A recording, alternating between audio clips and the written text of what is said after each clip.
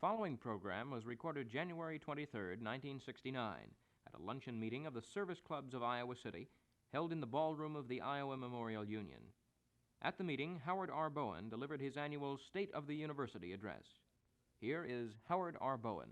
It's a genuine pleasure and privilege to meet with you, the leaders of this community, to discuss the university.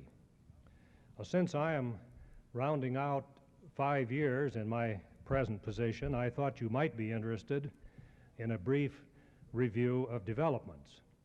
And such a report, I suppose, is needed nowadays because the news about universities often emphasizes contentious issues about rules and personal rights and personal privileges, and about who makes the decisions and by what procedures. And the news tends, I think, to obscure the underlying progress of universities and colleges these days. Now, this university, in my judgment, has been forging ahead on many fronts. In some areas, the progress has not been as fast as one would like, and there is certainly ample room for improvement. But that there have been gains in fundamental strength cannot be denied. And I needn't tell you that these gains are the result of the combined efforts of thousands of wonderful persons who make up the staff and the student body. During the past 5 years, autumn enrollment has increased from 12,900 to 19,500 students, or by more than 50%. Summer enrollments have expanded equally, and we had 8,200 students here last summer. With this kind of summer enrollment and the many year-round research and service programs, most of the buildings and equipment are in use throughout most of the year. The only extended time when the streets of Iowa City are empty is a few weeks in late August and early September. Future enrollments are still expected to grow, though the immediate future is somewhat clouded by uncertainty about the draft and the number of returning veterans. However, we expect continuing increases in the next 2 years, and by 1975, numbers will probably approach 25,000, as we have been saying all along. But we are not playing a numbers game. We do not encourage a large enrollment for its own sake. Rather, we try to meet the reasonable needs of qualified young people who wish to enroll here, and in doing so, our guess is that further expansion lies ahead. In the past 5 years, counting this one, over 18,300 degrees have been awarded. I shall have personally awarded 1 out of every 6 degrees that have ever been given by this institution since its founding. And Iowa is the 20th university in the country in the number of PhDs awarded, and in relation to its overall size, it is the 8th institution in the country in number of PhDs. Now, this growth has been accompanied by significant advancement in the academic ability of our students, not only as measured by high school rank and test scores, but also by background and motivation. Our policy of taking freshmen from the top half of their high school classes has remained unchanged. But because of limitations on space, admission standards have been gradually but carefully raised in the professional colleges and in most departments of the graduate college, and this has been done with full consultation of the faculties involved. One important index of a university's progress is its ratio of students to faculty. If this ratio rises, one can conclude that efficiency has improved, because on the average, faculty are handling more students. Or for the same reason, one can conclude that the quality of instruction has dropped. In our case, the ratio rose rapidly between 1963 and 66, when the flood of new students exceeded our capacity to employ faculty. If you wish, you can say that this was a period of rapidly rising efficiency. Since 1966, the ratio has been falling slowly as we have been able to appoint more faculty, and you can say that this was a period of improving educational quality. Now, my judgment is that we are moving in the right direction now toward a lower ratio, but at best it will take several more years of staffing before the ratio reaches what I regard as a reasonable level. One of our most important financial needs as we approach the legislative session is to add more faculty so that the student load per faculty member can be further reduced. Speaking of the faculty, during the past 5 years, a successful effort has been made to raise their salaries to competitive levels. At present, the average salaries here at each rank are in line with the average at other Big Ten institutions and other similar institutions around the country, and our fringe benefit program is also fully competitive. Salaries at these other universities continue to rise, however, and one of our important legislative requests is for enough money to keep faculty salaries competitive. The salary program The salary program has paid off in low and declining faculty turnover. Last year, only a little more than 5% of the entire faculty left the university.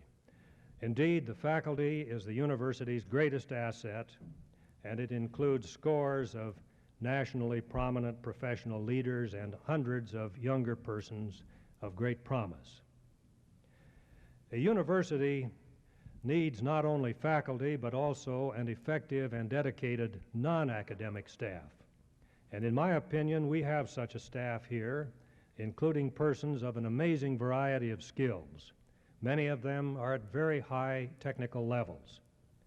Salaries and fringe benefits have also moved forward for them, and we have requested the money for substantial increases in the next biennium to keep their compensation competitive. Most of the progress I have been reciting has been due to improved financial support. Total income of the university in all of its parts and from all sources has nearly doubled in the 5 years from $56 million in 1963-64 to $106 million this year. In the last 3 biennia, state appropriations for all purposes have increased from $61 million to $100 million in the current biennium, and this is a gain of about 60%. Meanwhile, gifts and grants accepted from the federal government and private sources have increased over 5 years about threefold, from less than $12 million 5 years ago to over $35 million last year. Already in the first half of this fiscal year, we have received gifts and grants of $21 million. To produce gifts at this rate has required that we submit an enormous number of applications. Last year, we submitted applications for $62 million worth of funds. And it took a tremendous amount of paper and a lot of legwork to prepare these applications and to get nearly half of them funded. We are now, of course, headed into a stringent period for both federal and foundation grants. So we are redoubling our efforts to hold and increase our share. The fundraising effort is widely diffused among all the departments and colleges and requires the initiative of hundreds of persons. A large amount of this work, especially the support and coordination needed, occurs in the Office of the Vice President for Research, Dean Spriestersbach, and in the University Foundation and Alumni Association, where Mr. Wyrick and Mr. Meyer are in charge and are the key people. Our third major source of revenue, over and above appropriations and gifts and grants, is student fees for tuition and board and room. Because of the enrollment increase, our receipts from this source have risen. However, we try to hold these fees down. Tuitions are raised only as a last resort when appropriated funds fall short of our need. Board and room rates are raised only when absolutely necessary to cover cost increases. Our combined tuition and board and room for resident students is today $1,354, as compared with $1,170 5 years ago. Now, this has been an increase of only 16% in student fees, or about equal to the increase in cost of living over this period. One of our major worries, I suppose our greatest worry, is that the state appropriation this time will fall short and that we shall be forced to make a sharp increase in tuitions. If that happens, I would like to make it clear that it will be because the General Assembly failed to appropriate adequate funds and not because the Board of Regents or the administration of this university want large hikes in tuitions. Our policy is steadfastly toward keeping the financial barriers to students at the very minimum. Let me turn now to the building program. The shortage of student and faculty housing, which had plagued us for many years, has been finally overcome in the past 2 or 3 years, thanks to the joint efforts of private enterprise and the university. Our residence halls are substantially filled, and we intend to keep them that way. We have done a great deal to improve them. Overcrowding has been eliminated, physical facilities in the halls have been improved, and many cultural and social amenities have been added. Our older married student apartments are also filled, and the new ones just completed this year are being well received and will soon be filled. The easing of the housing shortage has been of enormous help to the university and to its students, because while we were suffering from a housing shortage, there were many things we couldn't do because we simply couldn't get the people fitted into Iowa City to do them. But the condition is quite different for academic building space. Whereas in 1963-64, the university had 208 square feet per student, today it has 172 square feet for each student. And that counts the buildings that have been funded but not yet completed. Now, you can call this decline in space per student an improvement of efficiency, or you can call it gross overcrowding, according to your outlook. Most authorities consider 200 square feet per student as a minimal standard. On this standard, we fall far short. At any rate, I don't find embarrassing the frequent questions about efficiency of our space utilization. I can simply quote the figure of 172 square feet per student, which is clearly inadequate. Moreover, I can also cite the constant musical chairs we have to play whenever additional space for any activity is needed. To help overcome the scarcity, various expedients have been adopted. For example, the leasing of space, the acquisition of the Jefferson Hotel and of a warehouse office building in Coralville, the purchase or construction of various temporary structures, and remodeling in many areas.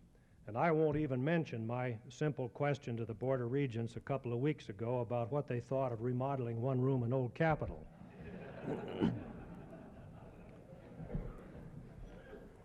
And perhaps I ought not even begin to resurrect the furor over the suggestion that the museum might give way to other purposes. But only the addition of permanent new structures on a large scale will suffice. To accomplish this, we clearly need new legislation authorizing us to sell revenue bonds for academic buildings, as we now do for residence halls and other self-liquidating structures. It is ironic, I think, that we can borrow for non-academic buildings, but not for structures to be used in our main business, which is teaching and research. To get the needed legislation is one of our major objectives in the current legislative session. Fortunately, Governor Ray has expressed strong support for the bill in his inaugural address, and he has also expressed support to members of the three institutions privately. Despite the continuing shortage of building space, a very large building program has been mounted in the past few years. Among the projects completed have been 5 major student housing units, the Iowa Memorial Union Addition, where we are now located, 10 academic buildings, and 3 hospital structures. Currently under construction are the recreation building north and west of the stadium, the auditorium, the Museum of Art, and 3 major academic buildings for music, art, and physics. On the drawing boards and substantially funded are 7 academic buildings and a hospital addition that will double the size of the general hospital. In addition to all this are many remodeling projects and utility extensions in various stages of planning or completion. This whole building program of the past 5 years amounts to about $125 million. And still more is needed if we are to reach the standard of 200 square feet per student and to provide adequately for housing and recreation. As you know, a large fraction of the money for these projects comes from the federal government and other non-state sources. One of the maddening aspects of the building program is the endless time required to negotiate grants and to meet requirements for government supervision. Though we are most appreciative of the outside help, yet sometimes I think it is an open question whether through the delays we are losing as much from cost inflation as we are gaining from federal aid. Let me turn for a moment to recreation and athletics. Facilities and programs in these fields have not kept pace with the growth of enrollment. A faculty student committee has made recommendations resulting in a building program and enlarged activities for intramural sports and informal recreation.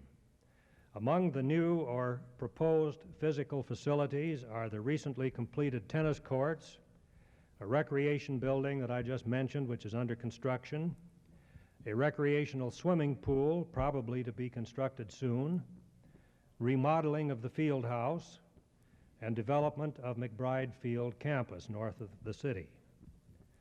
Projected for the future are a new golf course, new playing fields, and a sports arena that might hold 12 to 15,000 people or more. Now, all this is being or will be provided without state funds, much of it from athletic gate receipts or from borrowing based on various sources of income. In the field of athletics, Iowa has been leading in the improvement of academic and other regulations in the Big Ten Conference. There has been increasing acceptance here and elsewhere of the ideal of the scholar athlete who is a genuine amateur and an authentic student intending to graduate from college and to use his college education in a future career. But while this concept has been gaining, at the same time, the Iowa teams have enjoyed increasing success, and the financial position of the athletic board has remained sound. And incidentally, in this period, athletic relations with Iowa State University have been resumed. Important expansion and improved service and program development has occurred also in the library, in the hospitals, and in continuing education. I could cite astonishing figures about the workload and the performance in these areas. Also, the teaching and the research programs of the university have been improved in many ways, and I could cite the facts if there were time. But I should like to close with some comments on human relations in the university and public relations with our constituencies on the outside. Judging by the public press, university life is dominated by rebellious students and dissident young faculty, and the normal educational and research activities are being constantly disrupted. So far as the University of Iowa is concerned, this image is utterly false. Obviously, in the present mood of society, there will be continuing controversy over social issues and over campus affairs in a community of 25,000 energetic, intelligent, and concerned intellectuals. Nevertheless, during the past 5 years, the university has been on the whole an orderly place where the overwhelming majority have been quietly and effectively studying, working, and conversing. The academic standards have been higher than ever before, and performance has measured up to these standards. The basic policy has been that the normal activities of the university must be uninterrupted, and this policy has been followed consistently. Equally noteworthy is the fact that the record of the university in academic freedom has been impeccable. To realize the extent of this freedom, one has only to listen to some of the things being said. An enormous effort has been devoted to understanding the contemporary mood of students and meeting their needs and demands. The rules of student conduct, already liberal, have been modified with respect to women's hours, open houses, and official recognition of organizations. Further modification of student rules is now under discussion, and as I have already said, substantial improvements have been made in the residence halls.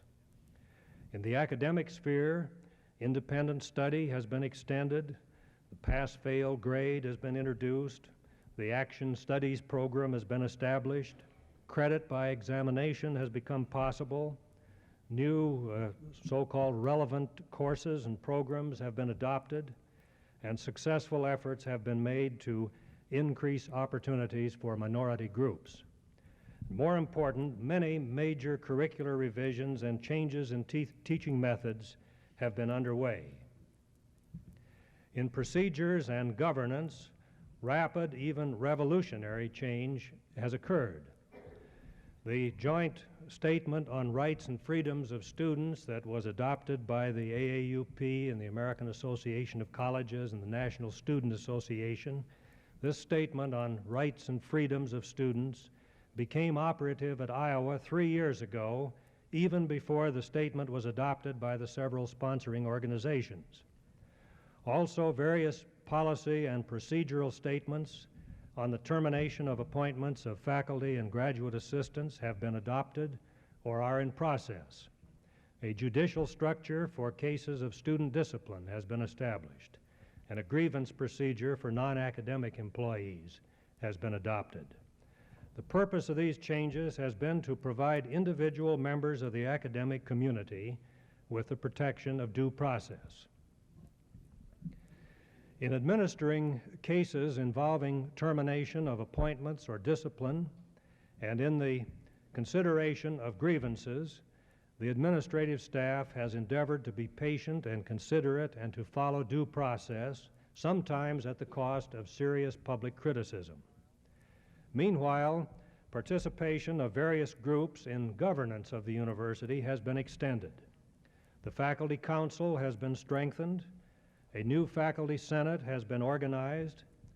Departments and colleges have been strongly encouraged to increase faculty participation, and the administrative council has been enlarged. Administrative officials have tried to cooperate with all of these groups by providing information, asking advice, receiving suggestions, and trying to benefit from criticisms. There has also been much informal consultation with faculty members and administrative officials and students on a wide variety of subjects. The growing interest of the non-academic staff in the affairs of the university has been encouraged. A university staff council has been created with the complete cooperation of the administration, and members of the non-academic staff for the first time have been added to most of the major university committees as voting members. The formation of the Student Association and the Student Senate has similarly been encouraged, and students have been invited to sit on most university committees as voting members. Administrative officials have, I think, been conscientious in hearing suggestions and demands, with more usual word these days, from students, and have considered them carefully and acted on many. And they have spent literally thousands of hours consulting with students. Despite all these efforts over the past 5 years, perfection in organization and governance has not been achieved. Obviously, further study and action is needed, but solid progress has been made in broadening participation in university affairs, and the way is open to further steps along these lines through orderly processes. But I think it is fair to say that the question of how a university should be governed, what are the rights and the responsibilities of the many groups concerned, has not yet been solved anywhere in the United States. The University of Iowa has apparently also enjoyed good relations with the alumni, the people of the state, the legislature, the public officials, the accrediting bodies, the federal agencies, and the foundations. The growing financial support from all sources and the reassuring reports of the many accrediting bodies have been evidence of this public confidence. There have, of course, been occasional criticisms. In particular, the public has been critical whenever there have been reports in the news media about disorders involving students or faculty. On the whole, however, there has been remarkable public understanding of the problems of higher education in a turbulent era. The membership of the Alumni Association has more than doubled. It was 5,886 in 1963, and it's about 13,000 at the present time, and is expected to reach 20,000 by 1971. In the effort to communicate more effectively with our constituencies, the various publications about the university have been improved in style, content, and attractiveness. Several TV programs have been produced, and most important, a periodical, The Spectator, has been established, and The Spectator is already a widely read and prize-winning publication. Relations among the three Regent institutions have been cordial, and they have worked together toward common goals, and I think to the great benefit of the university. Also, there have been cordial and mutually helpful relations between the university and the private colleges and the public community colleges of the state. Well, it is time to bring this talk to a close. I hope my remarks about events at the University of Iowa in the past 5 years have helped to put the progress of the university into perspective.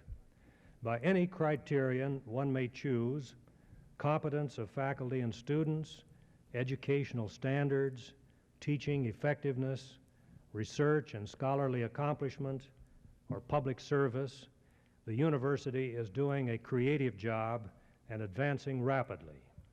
But we still have far to go, and the financial outlook is uncertain, especially in the year or two just ahead.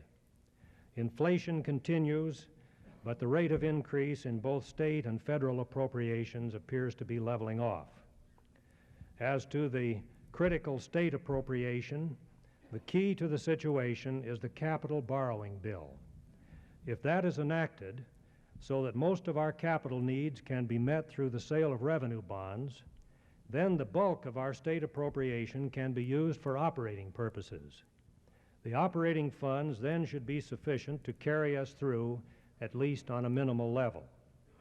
But it is a long road between now and the end of the legislative session, and no one knows what will happen. Personally, I am optimistic. I have faith that the people of Iowa and their legislative representatives have sufficient appreciation of higher education and sufficient pride in their university that they will make sure that it gets reasonable support so that the hard-won progress of the past may be continued. Thank you very much.